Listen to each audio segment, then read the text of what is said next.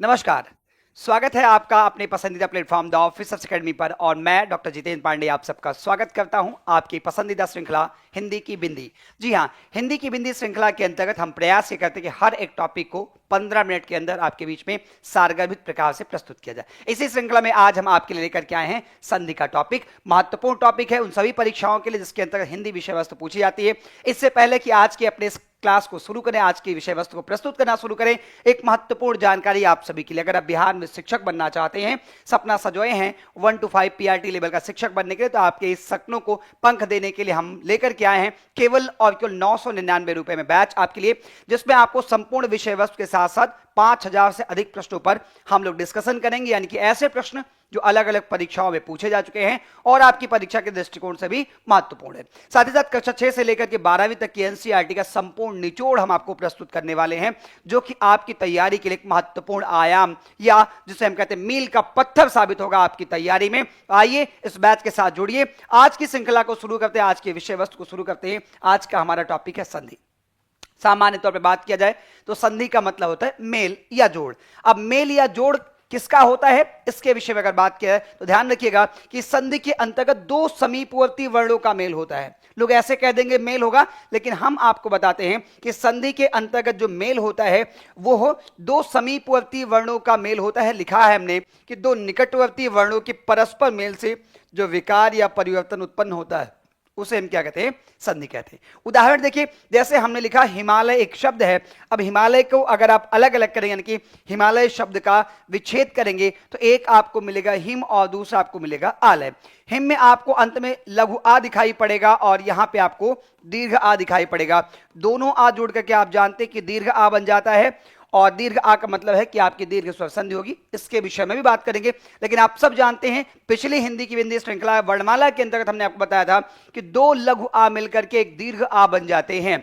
ऐसे में हिमालय लिखा जाए या फिर नरेश की बात कर लें, यह क्या है, संधि का उदाहरण है। तो अगर आपसे कोई पूछे कि भैया संधि किसको कहते हैं, तो कहना कि दो समीपवर्ती वर्णों के मेल या जोड़ से जो विकार या परिवर्तन उत्पन्न होता है वह संधि कहलाता है। पर ध्यान रहे आपको कि जब मेल होगा ना, तो ये जो हमारा पहला शब्द है, ध्यान दीजिए, ये जो पहला शब्द ना, पहले शब्द का अंतिम वर्ण, ध्यान रखिएगा, जब भी मेल करने की बात की जाएगी तो याद रखेंगे कि जो पहला शब्द होगा ना, पहले शब्द का अंतिम वर्ण, क्या पहले शब्द का अंतिम वर्ण जुड़ेगा और कौन जुड़ेगा, अंतिम शब्द का पहला वर्ण। ठीक है, दूसरे शब्द का पहला वर्ण आपके साथ जुड़ेगा, यही दोनों वर्ण जुड़ेंगे, दूसरे शब्द का पहला वर्ण, याद रखिएगा, दूसरे शब्द का पहला वर्ण, यही दोनों आपस में जुड़ते हैं, तब जो विकार परिवर्तन होता है संधि कहलाता है।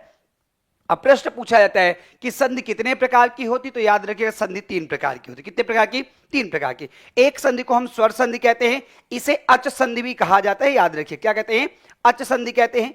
एक व्यंजन संधि होता है, इसको हम हल संधि भी कहते हैं। क्या कहते हैं, हल संधि कहते हैं। और एक आपका विसर्ग संधि होता है। कब आपकी स्वर संधि होगी, तो याद रखिएगा स्वर का स्वर से मेल हो जाएगा, मिले सुर मेरा तुम्हारा तो सुर बने हमारा। यानी कि जब स्वर और स्वर का मेल होगा, क्या हो जाएगा, जब स्वर और स्वर का मेल होगा तो स्वर संधि। जब स्वर और स्वर के साथ अतिरिक्त चीजें जुड़ जाए, बस ध्यान यह रखना है कि अगर पहले शब्द के अंत में व्यंजन है, उसके बाद स्वर या व्यंजन कोई भी आ जाए तो वहां पर व्यंजन संधि बन जाती है। यानी कि इसको समझने के लिए आप ऐसे समझिए कि व्यंजन संधि का मतलब है कि सर आगे वाले हिस्से में तो व्यंजन मिलेगा, इस व्यंजन का मेल चाहे स्वर से हो जाए या फिर व्यंजन से हो जाए, आपका बनेगा क्या, आपकी व्यंजन संधि बन जाएगी। लेकिन स्वर संधि की कंडीशन यह है कि स्वर के साथ स्वर ही मिलना है और विसर्ग संधि में आपको विसर्ग दिख जाएगा। ठीक है, आइए अब जो स्वर संधि होती है इसके कुल मिलाकर 5 भेद होते हैं। क्या होते हैं, स्वर संधि के कुल मिलाकर 5 भेद होते हैं। यहां देखिए लिखा है कि स्वर के बाद स्वर के मेल से, यानी कि स्वर और इसके बाद क्या आ जाए, स्वर आ जाए, तो दोनों जुड़ करके आपका बनेगा स्वर ही। लेकिन संधि भी क्या होगी, वहां भी आपकी स्वर संधि कहलाएगी। क्या कहलाएगी, आपकी स्वर संधि कहलाएगी। ठीक है, जैसे देखो परमाणु में हमने लिखा परम लिखा है और अणु लिखा है। आप जानते हैं कि जब भी हम किसी व्यंजन को पढ़ते हैं, जैसे मां लिखा है, तो आप जानते हैं कि मां केवल अकेला नहीं है, इसमें आधा माँ और आ भी जुड़ा हुआ है, तो आ जुड़े होने के बाद एक आ इसमें है और फिर अणु में से एक आ हमने लिया, दोनों आ जुड़ करके क्या बन गया, दीर्घ आ बन गया। ध्यान रखिएगा स्वर संधि के अंतर्गत आपको केवल और केवल स्वर ही बीच में दिखाई पड़ेंगे। अब आपसे पूछा जाए कि स्वर संधि के भेद कितने होते हैं, तो हमने कहा कि स्वर संधि के कुल मिलाकर 5 भेद होते हैं। दीर्घ संधि, गुण संधि, वृद्धि संधि, यण संधि और अयादि संधि, ये स्वर संधि के कुल मिलाकर 5 भेद होते हैं। अगर मैं एक लाइन में आपको बताऊं कैसे आप पहचानेंगे संधियों को, आप कैसे पहचानेंगे, तो ध्यान रखिएगा दीर्घ संधि की जब बात की जाएगी तो इसमें आपको दीर्घ आ, दीर्घ ई और दीर्घ उ की मात्राएं दिखेंगी। गुण संधि की बात करेंगे तो ए ओ अर अल आपको दिखाई पड़ेगा, ए ओ अर और अल आपको दिखाई पड़ेगा। वृद्धि संधि की बात करें तो इसमें आपको अ दिखाई पड़ेगा, औ दिखाई पड़ेगा, क्या अ और औ इसमें आपको दिखाई पड़ेगा। यण की बात करें तो या र ला व दिखाई पड़ेगा, या व और ला ऐसे बन जाएगा आपका, ये दिखाई पड़ेगा।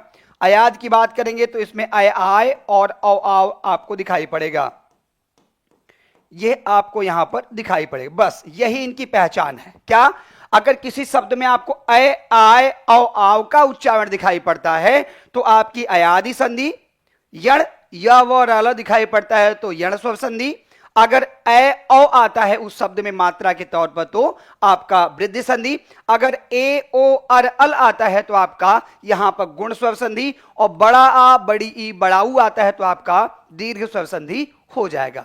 आइए एक एक के विषय में और आपको डिटेल में बता देते हैं।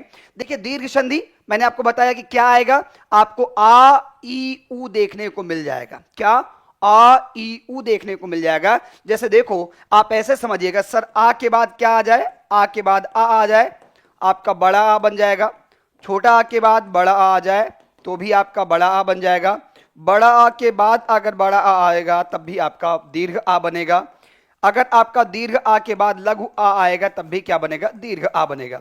मतलब पहला आपको दीर्घ आ मिलेगा यहां पर, दूसरा जो आपको प्राप्त होगा वो दीर्घ आ के साथ साथ क्या आपको मिल जाएगा, ध्यान दीजिएगा, एक ई के बाद एक ई आएगा तब भी आपका एक दीर्घ ई बन जाएगी, लघु ई के बाद दीर्घ ई आएगी तब भी आपका दीर्घ ई, अगर दीर्घ ई के बाद लघु ई आएगी तब भी आपका दीर्घ ई बन जाएगा, और दीर्घ ई के बाद अगर दीर्घ ई आएगी तब भी आपका क्या बनेगा, दीर्घ ई बनेगा।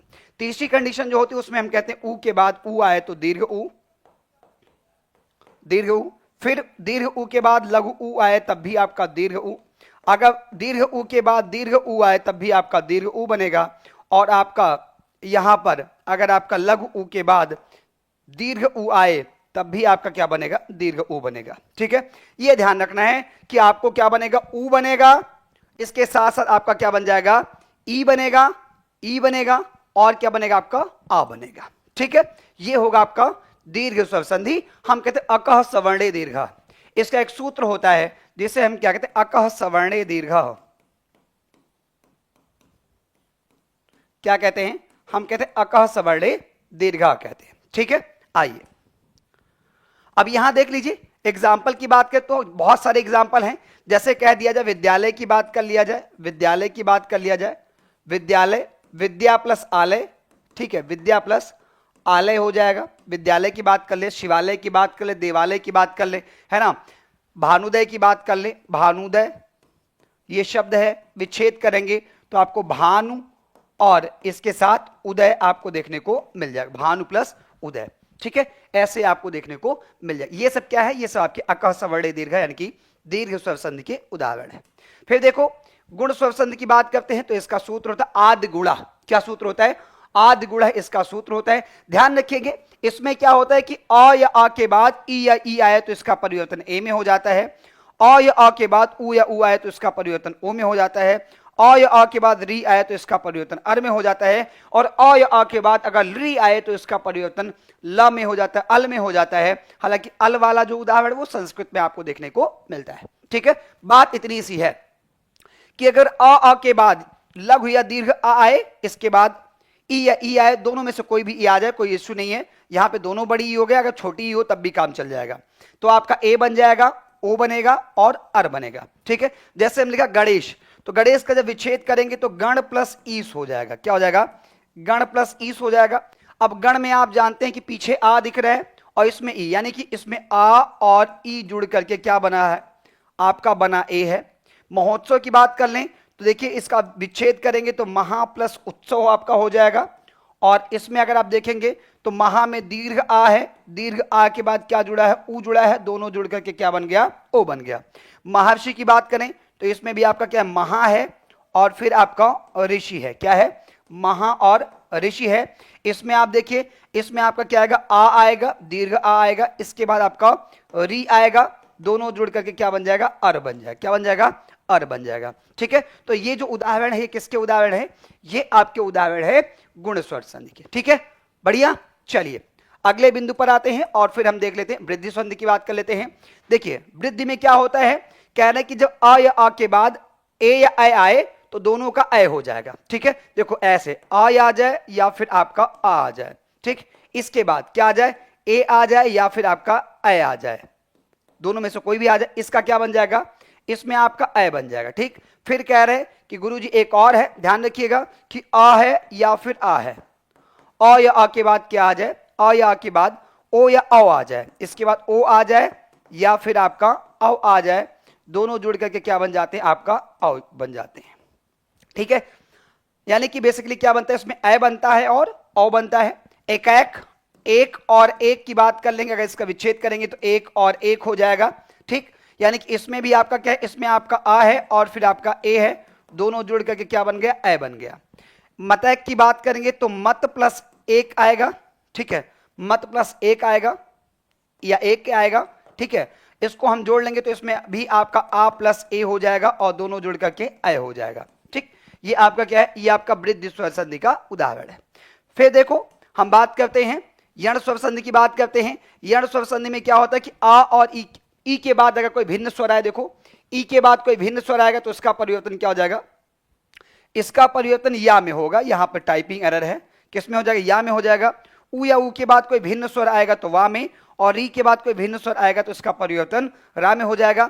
ऐसे ही री के बाद अगर कोई भिन्न स्वर आए तो उसका जो परिवर्तन है वो किस में हो जाएगा, वो आपका ला में हो जाएगा। ठीक है, यानी कि यार और लावा किस में बनता है, तो आपका यार और लावा किस में बन जाता है, यण स्वर संधि में बन जाता है। अब अगर आप इस क्लास को देख रहे हैं तो आपको क्या करना है, आपको स्वागत और अत्यंत इन दोनों का क्या लिखना है, संधि विच्छेद आपको कमेंट बॉक्स में करना है। इस वीडियो को अगर आप देख रहे हैं तो आप बताइएगा इसका संधि विच्छेद क्या होगा, ये कमेंट कीजिएगा। ठीक है, अब ध्यान दीजिएगा ई या ई के बाद भिन्न स्वर का मतलब है कि इसको छोड़ के, दोनों ई को छोड़ के कुछ भी आ जाए, आ जाए, ऊ आ जाए, ए आ जाए, ओ आ जाए तो किस में बदल जाएगा, या में बदल जाएगा। ऊ के बाद कोई भिन्न स्वर यानी कि अलग स्वर आ जाए तो वा में बदल जाएगा। री के बाद कोई भिन्न स्वर आ जाए तो रा में बदल जाएगा, और री के बाद कोई भिन्न स्वर आ जाए तो ला में। और अगले और अंतिम संधि की बात करते हैं, अयाज संधि की बात करेंगे। देखो अयाज संधि में क्या है कि ए के बाद कोई भिन्न स्वर आएगा तो ऐ बन जाएगा, ऐ के बाद कोई भिन्न स्वर आएगा तो आय बन जाएगा, ओ के बाद कोई भिन्न स्वर आएगा तो औ बन जाएगा, औ के बाद कोई भिन्न स्वर आएगा तो आओ बन जाएगा। ठीक है, यानी कि इसमें क्या बनना है, इसमें बेसिकली आपका जो बनना है आय आय औ आओ बनना है, जैसे हमने कहा पवन, नयन और शयन। ठीक है, अब आपको ये बताना है कि इनका संधि विच्छेद क्या होगा, इनका भी आपको क्या करना है, वीडियो के अंतर्गत आपको संधि विच्छेद करके कमेंट कर देना है। ठीक है, संधि विच्छेद करके आप सबको क्या करना है, कमेंट कर देना। आज के इस सेशन में हम केवल और केवल किसकी बात कर रहे हैं, केवल और केवल हम स्वर संधियों की बात कर रहे हैं। व्यंजन और विसर्ग संधि हमारी जो है वो हम अपने हिंदी की बिंदी श्रृंखला के अंतर्गत अगली क्लास में रखेंगे। आज यहीं तक रखते हैं। हमारे साथ जुड़ने के लिए, द ऑफिसर्स एकेडमी की बेहतरीन श्रृंखला हिंदी की बिंदी के साथ जुड़ने के लिए आपका बहुत धन्यवाद। मुझे कमेंट करके आप जरूर बताइएगा कि हमारा ये प्रयास आपको कैसा लगता है। मिलते हैं आप सभी से अगले वीडियो में। वीडियो को लाइक कीजिएगा, शेयर कीजिएगा, चैनल को पहली बार अगर विजिट कर रहे हो तो सब्सक्राइब कीजिएगा, और हाँ, कमेंट करना ना भूलिएगा कि हमारा यह प्रयास आपको कैसा लगा। आज के लिए इतना ही, नमस्कार।